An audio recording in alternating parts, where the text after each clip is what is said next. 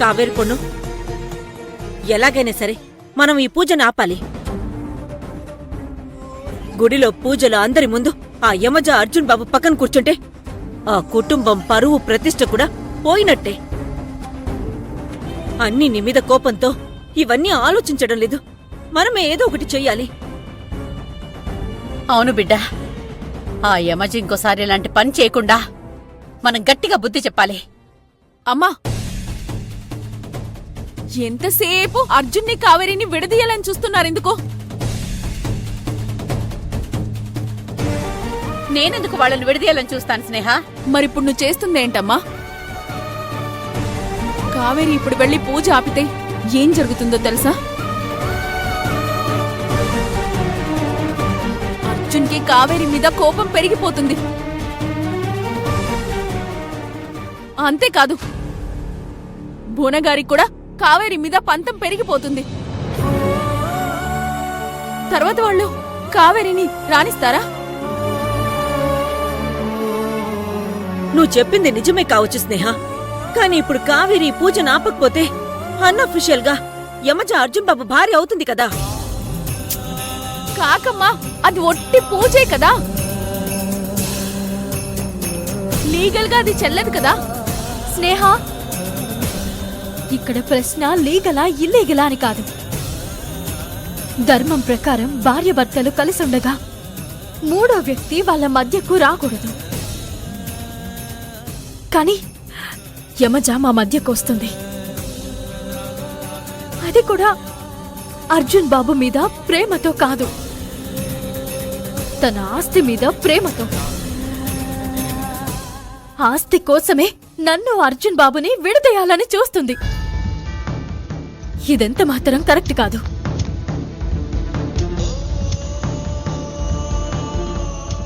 మా మధ్య ఎన్ని గొడవలైనా ఉండొచ్చు, అవి మేమిద్దరం క్లియర్ చేసుకుంటాం. అసలు ఆ యమజ ఎవరు మమ్మల్ని విడదీయడానికి? అవును కావేరి, భార్యాభర్తల మధ్య గొడవ వస్తే వాళ్ళిద్దరే పరిష్కరించుకోవాలి. కాని నువ్వలా ఒక్క ప్రయత్నమైనా చేశావా? అర్జున్ గారితో ప్రేమగా ఎప్పుడైనా మాట్లాడావా? కనిపిస్తే పోట్లాడ్డం తప్ప ఏం చేస్తున్నావు అసలు నువ్వు? ఇదంతా నీ మీద కోపంతో చెప్పట్లేదు, నీ మంచి కోసమే చెప్తున్నాను. నీ భర్త అత్తగారు ఇప్పటికే నీ మీద ద్వేషంతో ఉన్నారు. ముఖ్యంగా మీ అత్తగారైతే నీ మీద పీకల దాకా కోపంతో ఉన్నారు. నువ్వాళ్ళ వంశాంకురాన్ని పోగొట్టావనుకుంటుందావిడ. అది నిజం కాదు కదా స్నేహ. ఆ విషయం మనకి తెలుసు, ఆవిడకి తెలియదు కదా. ఒకప్పుడు కావేరి అర్జున్ వల్ల యమజకి అన్యాయం జరిగినట్టు ఫీల్ అయింది. ఇప్పుడు కావేరి వల్ల ఆ యమజకు అన్యాయం జరిగిందనుకుంటుంది. ఆ యమజ పట్ల సానుభూతితో ఉంది. ఇలాంటి పరిస్థితుల్లో వాళ్ళకి నిజం తెలిసేలా చెయ్యాలి. కాని ప్రతిసారి గొడవ పడతానంటే ఎలా అమ్మా? దానివల్ల కావేరికి అర్జున్కి మధ్య దూరం పెరుగుతుందా కాని తగ్గుతుందా? స్నేహ, అన్ని సమయాల్లో సహనం పనికిరాదు. సరే, శివ వేరే అమ్మాయితో గుళ్ళో పూజ చేస్తే నువ్వు ఊరుకుంటావా? అయ్యో, అది కాదమ్మా. అంటే నీకో న్యాయం, నా కూతురుకో న్యాయం అంటావా? అమ్మా, నీకో నమస్కారం అమ్మా. నేను అర్జున్ కావేరీలని కలపాలని ఇదంతా చెప్తున్నాను. కాని అది మీకేమో ఇంకోలా అర్థమవుతుంది. మీరు ఏం చేసుకుంటారో చేసుకోండి, నేను మాత్రం అడ్డుపడ్ను.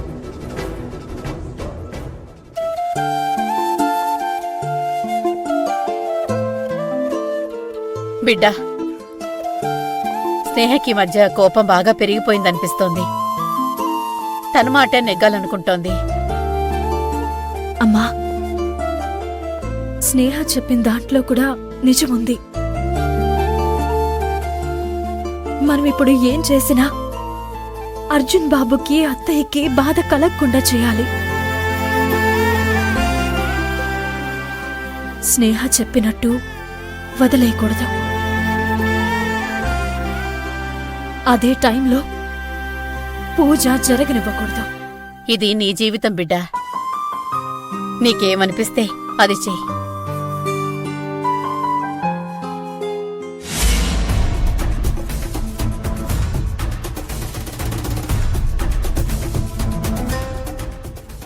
నాన్నా, తెలుసో తెలియకో మన వల్ల యమజికి అన్యాయం జరిగింది. నీ వల్ల పెళ్లి కాకుండానే తల్లయ్యి జీవితాన్ని కోల్పోయింది. కావేరి వల్ల అబార్షన్ అయ్యి మాతృత్వాన్ని కోల్పోయింది. కనుక తనకి న్యాయం చేయాల్సిన బాధ్యత మనమీదే ఉంది. తను ఇదివరకటి యమజ కాదురా, మారిపోయింది. తను ఇప్పుడు ఈ పూజ ఏర్పాటు చేసింది కూడా మన కుటుంబం బావుండాలనే. అర్థం చేసుకో. అది కాదమ్మా. అర్జున్, ఇంతవరకు వచ్చాక దాచేదేమీ లేదు. నువ్వు యమజని పెళ్లి చేసుకోవాలి.